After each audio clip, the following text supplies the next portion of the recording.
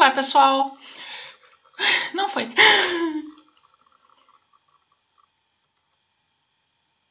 Olá, pessoal. Feliz Natal para todo mundo. É um prazer ter vocês aqui, né? Nosso vídeo especial de Natal. Para hoje, eu chamei para conversar conosco o procurador do Ministério Público, Wesley Miranda Alves, que vocês conhecem já do Twitter, tá? O arroba dele vai estar aqui em cima, tá? Então, nós vamos falar um pouco sobre o Ministério Público, quais são suas funções e outras coisas mais, né? Opiniões legais do juiz, vamos falar sobre conservadorismo, ele vai indicar livros pra gente e vai ser bem legal, certo? Antes de passar a bola para ele, eu gostaria de convidar todo mundo que chegou aqui hoje para se inscrever no canal, ativar o sininho, dar uma curtida no vídeo que ajuda no algoritmo do YouTube e deixar um comentário, né? Vamos continuar a conversa, certo? Agradecer a todo mundo que está ajudando pelo Apoia-se, você também pode ajudar, o endereço está na descrição do canal do vídeo, tá? Se você quiser fazer uma doação pontual, tem também o PicPay. Não se esqueça, sabe? A gente depende da ajuda de vocês para continuar fazendo conteúdo, certo? Então, provavelmente não vai ser o último vídeo do ano, pretendo fazer alguma coisa especial de ano novo, tá? Mas aguardem. Então, por enquanto, eu deixo vocês com o procurador Wesley Miranda Alves. Beijo. Até a próxima. Olá, pessoal. Então, nós estamos aqui com o procurador Wesley Miranda Alves. Nós vamos conversar um pouco, como vocês já devem saber pela introdução, um pouco sobre o Ministério Público, que é uma das instituições, digamos, que mais gera controvérsia e experiência pessoal minha, já vou contar para vocês. Isso se deve muito ao desconhecimento do que é o Ministério Público, qual o papel dele. Então eu chamei o procurador aqui para conversar um pouco conosco, para tirar um pouco essas dúvidas. Então, primeiro eu queria agradecer ao procurador pela oportunidade. Boa tarde, procurador. Boa tarde, Amanda, obrigado. Certo? Então, eu estava contando para ele uma história antes, deixa eu contar ela para vocês, que é o seguinte. Quando eu me formei em jornalismo, quando eu comecei a trabalhar na área, isso já se vão lá 10 anos, assim, meu primeiro trabalho de foca numa redação, uma das primeiras coisas que me pediram para fazer foi para conversar com o pessoal do Ministério Público. Tá? E naquela hora me bateu, tá, o que é o Ministério Público? Para que serve? Certo? E foi aí que eu percebi o quanto a faculdade não me preparou para entender como é que é a estrutura do Estado. O que vocês devem entender é um problema, ainda mais no Brasil, que é um Estado gigantesco. Então, eu suponho que muitas pessoas que estão me ouvindo, que estão começando a trilhar esses caminhos de política agora, não entendam direito como é que funciona essa questão, né, a divisão do Estado e tudo.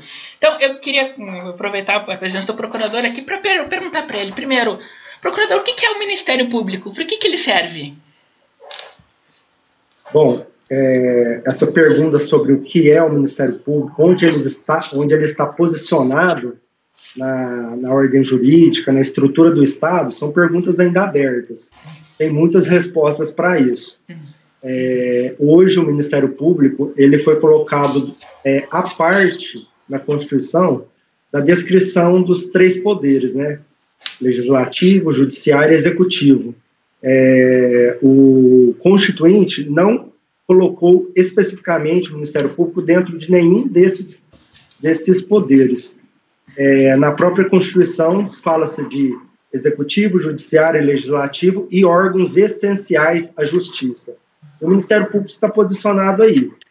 É uma instituição com a compostura atual bastante nova, embora já se tenha resquícios do Ministério Público lá no Antigo Egito, 4.000 anos antes de Cristo, a instituição passou por várias modificações. Normalmente, nessa época mais antiga, o Ministério Público fazia a fiscalização da sociedade em nome do Estado, se confundia muito a figura do juiz com a figura do Ministério Público, do acusador, nessas épocas. E muito recentemente, já na época pós-revolução da França, o Ministério Público foi ganhando o formato atual. Aqui no Brasil, ele teve uma previsão bastante genérica na Constituição do Império, de 1824. Em 1891, só se fez menção à escolha do Procurador-Geral da República dentre os ministros do STF. Em 1934, com uma nova Constituição, já teve uma menção bastante bastante precisa e com conteúdo sobre o Ministério Público. Foi estabelecida uma série de garantias e tal, que bastante semelhantes às que temos hoje. Aí a Constituição durou muito pouco, em 1937 se instalou a pior ditadura que o Brasil já teve. Na Constituição de 1946 retomou um pouco da ideia que tinha sido de 1934, de ser uma instituição autônoma, com independência, com membros do Ministério Público com garantias necessárias para o exercício das suas funções, e sucessivamente houve as constituições do período do regime militar, que o Ministério Público perdeu novamente essa estatura de órgão constitucional com garantias, e a Constituição de 1998 já inaugurou esse Ministério Público que temos hoje. Como eu adiantei, o Ministério Público não está posicionado na Constituição dentro de nenhum dos poderes, está alocado como um órgão essencial à justiça, não ao poder judiciário, e ele tem funções bastante relevantes no Estado. O artigo 127 o retrata como uma instituição, não como um simples órgão, embora, do ponto de vista do direito administrativo, o Ministério Público seja um órgão, a Constituição o trata como uma instituição permanente. Isso significa que, na estrutura da Constituição brasileira, o Ministério Público não pode ser extinto, é uma instituição permanente do Estado brasileiro, e com funções bastante relevantes, que é a defesa do Estado democrático de direito, a defesa da ordem jurídica e a tutela de direitos sociais e individuais indisponíveis. Sucessivamente à edição da Constituição, surgiram várias leis que concederam ao Ministério Público a série de atribuições que ele tem hoje, né?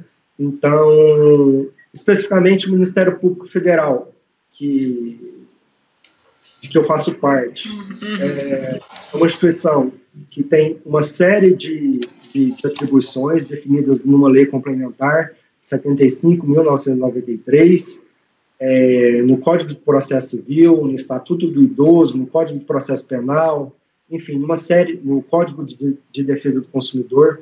Então, são atribuições amplíssimas. Em resumo, pode-se dizer que o Ministério Público é responsável pela persecução criminal. Isso quer dizer que, diante de crimes que, na sua maioria, são crimes de ação penal pública, ou seja, ação penal que é o Estado que vai exercer, o Ministério Público é o dominus da ação penal. Então, todo crime que ocorre, existe, por definição própria, o crime é algo bastante grave, que afeta a ordem social, e o Ministério Público é o órgão incumbido de promover a persecução penal, a investigação, às vezes sozinho, às vezes em conjunto com a polícia, e, posteriormente, se for o caso, ajuizar as ações penais.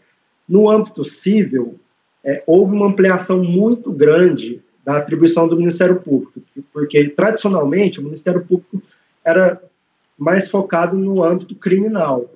Com a Constituição de 1988, houve uma ampliação muito grande para envolver tutela de direitos sociais gerais, de tutela do meio ambiente, tido como um direito difuso que não pertence a ninguém e pertence a todos, direitos do consumidor. A partir do momento que ele se destacou do Poder Executivo, como era em 1967, ele passou a fazer não a fiscalização da sociedade em nome do Estado, mas a fiscalização do Estado e da sociedade em nome da própria sociedade. Então, aspectos relacionados a órgãos públicos, se eles estão funcionando corretamente, se está tendo ou não corrupção, se a finalidade desses órgãos públicos estão sendo cumpridas. Então, assim, dá para escrever um livro só sobre isso. E, de fato, existem várias respostas e, às vezes, conflitantes sobre esse assunto. Mas o Ministério Público é uma instituição em defesa da sociedade. e normalmente em assuntos de âmbito coletivo, âmbito social, que não pode ser atribuído o interesse só a uma pessoa, embora possa existir uma pessoa especialmente afetada por alguma conduta ilícita, mas o Ministério Público age em nome da sociedade, seja no âmbito criminal, seja no âmbito civil. E, procurador, eu não vou citar nomes aqui porque eu não quero forçar o senhor a falar dos seus pares, tá? Mas nós temos muitos casos acontecendo no Brasil, muitas denúncias sobre membros do Ministério Público que estão, digamos, subvertendo o que seria o entendimento do bem coletivo em nome de ideologia, certo? E nós passamos muito tempo sofrendo com isso. Agora que nós vemos da melhor forma que eu posso falar, tipo, uma resposta contra isso, uma forma de, pelo menos, querer limpar isso. Então, uma pergunta que eu tenho para o senhor: tem muita infiltração ideológica, tanto de um lado quanto de outro, dentro do Ministério Público, pelo que o senhor vê? Olha, eu acho que o problema da infiltração ideológica, não apenas do Ministério Público, mas em todas as instituições de Estado, é um problema um pouco anterior que se encontra nas faculdades. As faculdades de Direito, especialmente, se tornaram faculdades de Ciências Sociais. Lá não se ensina tanto o direito em si, como algo que é posto pelo legislativo, representante autêntico da sociedade, e que cabe aos órgãos da justiça, judiciário, Ministério Público, advocacia pública, defensoria pública, cumprir, né, o que foi decidido e deliberado pela instância de representação popular. O problema está mais antigo, é anterior. Mas no âmbito do Ministério Público, especificamente, houve uma dominação, principalmente nos últimos 20 anos, mais ou menos, de um pensamento progressista de que o Ministério Público teria a função de modificar a sociedade, quando não. O Ministério Público tem que fazer cumprir a vontade social, expressa na Constituição e expressa nas leis. E, particularmente nos últimos anos, nos últimos 20 anos, em que houve a presidência da República e o Legislativo teve um viés mais voltado à esquerda, à linha progressista, isso refletiu certamente no Ministério Público, porque os órgãos de cúpula acabam sendo escolhidos a partir desses critérios, né? Por exemplo, o ex-presidente Lula e ex-presidente Dilma escolheram aí pelo menos 3 ou 4 procuradores gerais que acabam influenciando toda a carreira, né, de forma ascendente, de cima para baixo. E é a cúpula que dita a composição dos principais órgãos. Então, isso acaba refletindo também na carreira em geral, nos concursos públicos de admissão, na hora de estabelecer os conteúdos programáticos de editais, os livros em lei, os examinadores, enfim, o perfil dos examinadores. Isso acaba refletindo, né, na carreira em geral, lamentavelmente. Tem um caso bastante notório, né, que é a procuradora Débora Duprat, que hoje ocupa a Procuradoria Federal dos Direitos do Cidadão. E é um órgão importantíssimo do Ministério Público, que já há muito tempo foi cooptado por essa ideologia progressista de que cabe ao Ministério Público modificar a sociedade. Isso contém, de certa forma, uma arrogância. É como se essas pessoas que ocupam esses órgãos soubessem o que é melhor para a sociedade e a revelia da sua própria vontade. Então, essa procuradora, a Débora Duprat, especificamente, ela trouxe, por essas condutas dela de militância ideológica, de querer modificar a sociedade a partir de seus critérios ideológicos, a partir das suas ideias, isso tem refletido de forma muito negativa no Ministério Público, porque acaba que a sociedade não vê no Ministério Público um defensor dela própria, vê um órgão que está promovendo uma certa engenharia social, a revelia da sua própria vontade. é como se o Ministério Público passasse a tutelar a sociedade, como se a sociedade fosse incapaz de gerir a si própria. E não.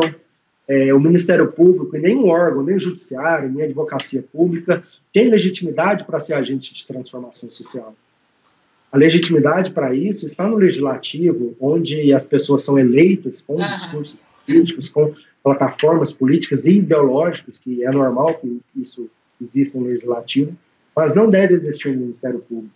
E, muito recentemente, coisas assim de 3 ou 4 anos no máximo, essas vozes que foram caladas, as pessoas que atuam sem esse viés ideológico, não que os membros do Ministério Público ou de qualquer órgão não tenham visões de mundo ou mesmo ideologias, mas tem que haver uma separação entre o que é convicção particular e o exercício da função pública.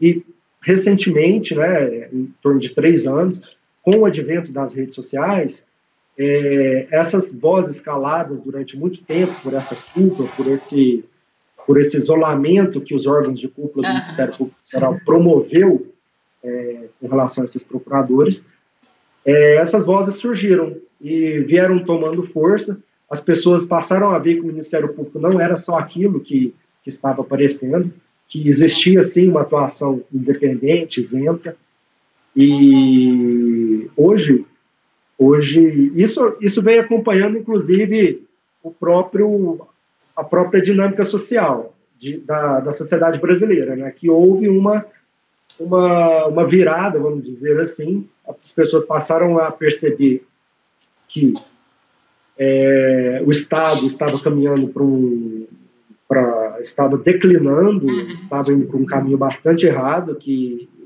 havia corrupção de dinheiro, corrupção da moralidade, corrupção dos valores, corrupção de família, corrupção da própria ideia de sociedade.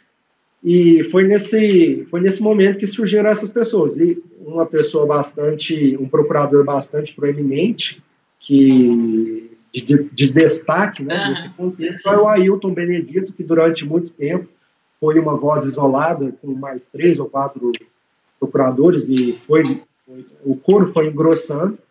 E hoje estamos num momento diferente. Porque a sociedade elegeu políticos com ideias diferentes. Acaba que o atual presidente nomeou alguém que, embora tenha tido bastante controvérsias, ele não segue ou não tem seguido a linha dos procuradores anteriores, tem tentado retomar o Ministério Público para a sua função essencial, que é a proteção da sociedade, não a tutela do povo como se fosse algo capaz. E eu estou bastante otimista com o futuro. Eu creio que essas mudanças estão apenas começando e o Ministério Público voltará a ser o agente de destaque, mas um destaque de defesa da sociedade, não de mudança e de engenharia social. Até eu ia comentar sobre isso, inclusive a eleição do Procurador-Geral, ela foi, a partir do Lula, ela ficou meio, forçando um pouco o termo, sindicalizada, por causa da lista tríplice que é feita por partes do Ministério Público, mas não completa. Então, há quanto tempo o senhor está no Ministério Público? Estou fazendo 7 anos agora. 7 anos. Em janeiro. Então, assim, nesse pouco tempo que o senhor está, pouco tempo relativo, eu digo ao que a gente está falando do Lula, né? Mas nesse tempo, há alguns meses agora com o procurador novo, deu para notar alguma diferença no trabalho já? Não tenho a menor dúvida. Do ponto de vista da administração, o procurador está fazendo um enxugamento bastante grande de despesas, isso é muito importante. A criação, né, do órgão de defesa, a Secretaria de Direitos Humanos, que é ocupada pelo referido já procurador Ailton Benedito, está tendo uma postura bastante serena no STF, mas firme também.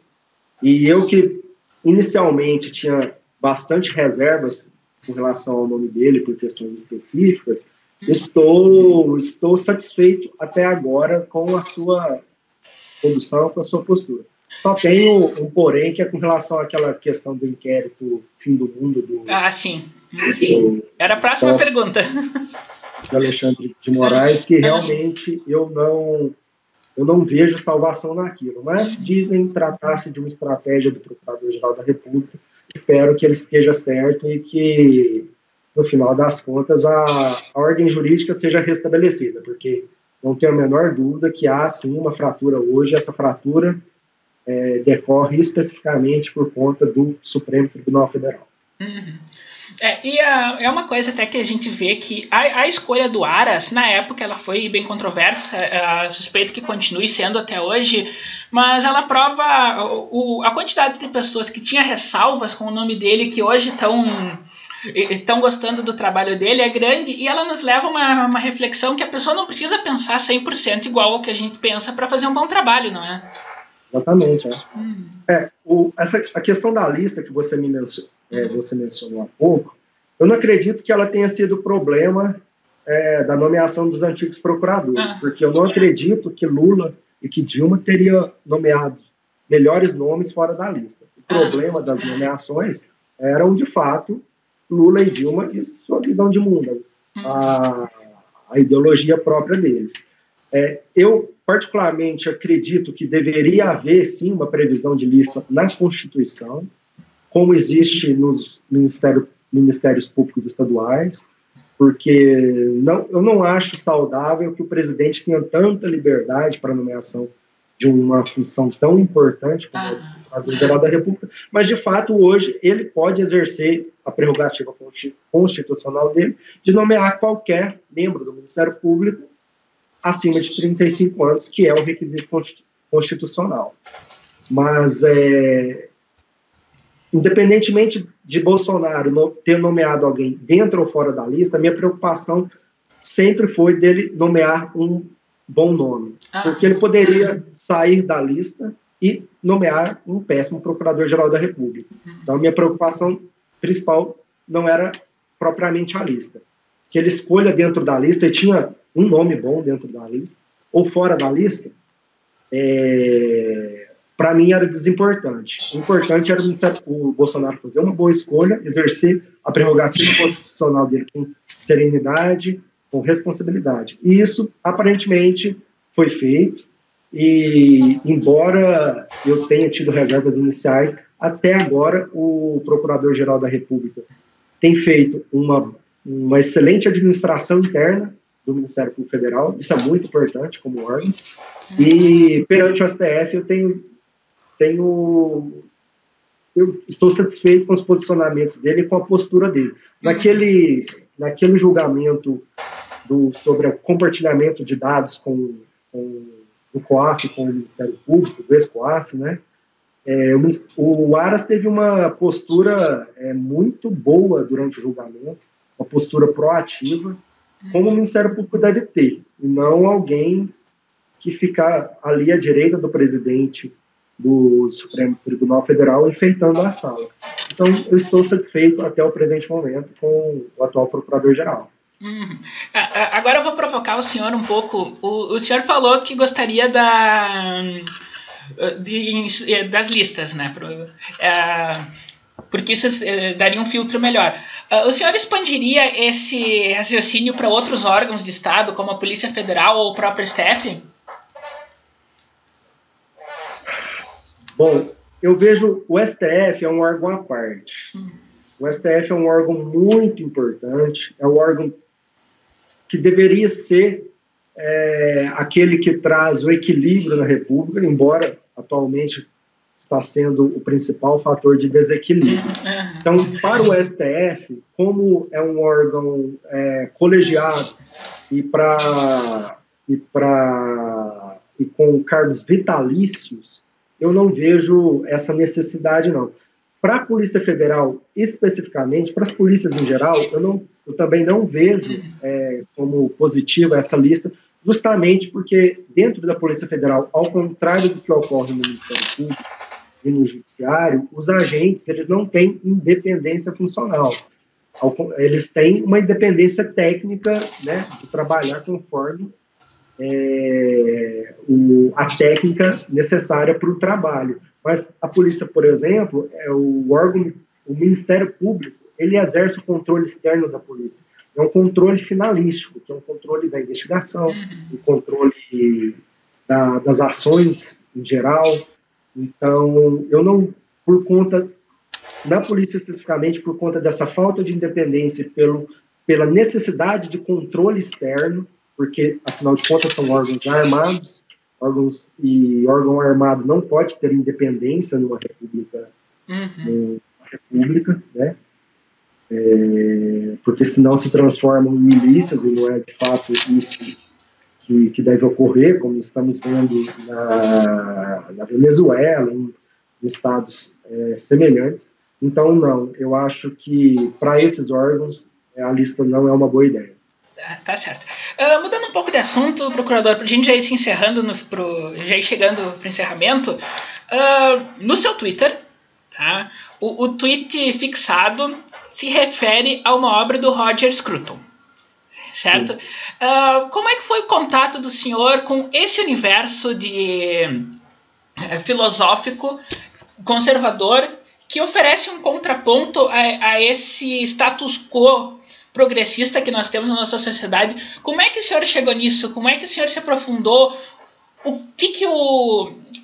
Quais são as grandes lições que o senhor aprendeu? E o mais importante, qual o livro que o senhor recomendaria para nós? Bom, até meus 30 e poucos anos, 30 anos, eu vivia, de certa forma, alheia a essas questões políticas, sociais, e, enfim, estava muito voltado para a área jurídica, especificamente, e o direito meio que deixa o sujeito um tanto bitolado. E, lamentavelmente, nas faculdades, nós não temos acesso a esse outro lado, a essa outra visão de mundo. Nós somos educados, né, e quase adestrados para sermos transformadores sociais e progressistas. Mas, não obstante eu nunca tivesse tido acesso a essas obras, eu sempre senti que alguma coisa de errado havia. Eu nunca fui um esquerdista, nunca fui comunista, nem na minha juventude. Tem uma frase de noruegueses que diz que quem não foi socialista aos 20 anos não tem coração, e quem continua sendo aos 40 não tem cérebro, né? E eu não tive essa primeira parte de ser socialista aos meus 20 anos. Mas eu sempre tive essa inquietação, eu achava que alguma coisa não estava certa. Então, aproximadamente uns 7, 8 anos atrás, foi quando eu, assistindo vídeos na internet, especificamente vídeo do professor Olavo de Carvalho, eu tive acesso à obra do Scruton. E, a partir de então, eu li o primeiro livro dele e fiquei extremamente encantado com a inteligência, com a elegância, com a ironia com que ele escrevia e, sobretudo, com a visão de mundo que se encaixava com aquilo que eu sentia. E foi a partir de então que ele é, de fato, o meu autor preferido. Eu tenho todos os livros dele traduzidos para o português. Eu acho ele um homem excepcional. Tenho muita vontade de conhecê-lo pessoalmente. Lamentavelmente, hoje, ele está com uma enfermidade, mas vai se sair dessa. E espero que ele se recupere. Mas foi a partir dessa época, já depois que eu me tornei adulto, que eu tive acesso a essa outra visão de mundo. E uma coisa puxa a outra, né? O autor cita o outro, o aparecimento, né, dessas pessoas com um discurso conservador se deu mais ou menos nessa época. Então, nós começamos a ter acesso a informações que não tínhamos. Editoras no Brasil começaram a publicar livros que sequer tínhamos conhecimento. Então, foi meio que